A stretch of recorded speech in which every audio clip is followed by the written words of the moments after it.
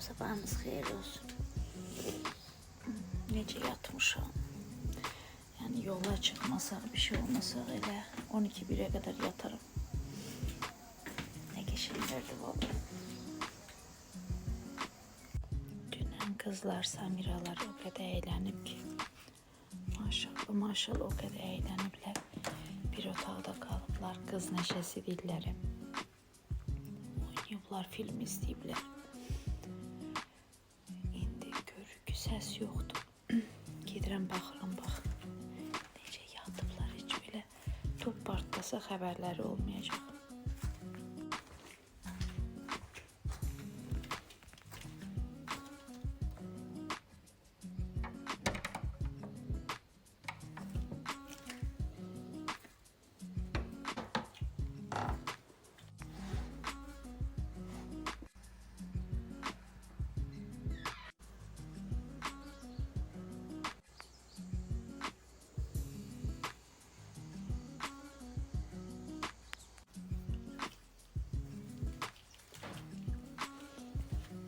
İşte kız neşesi değiller, bu da onun güzel zamanı.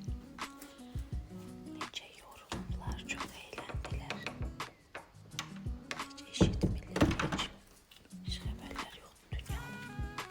Şükür şükür bugünümüze şükür. Şükür. Gidelim güzel yemeğe eğer kalıpsa bir kişi ben de yiyeyim, yola çıkacağız. Günortadan sonrası da derslerim var.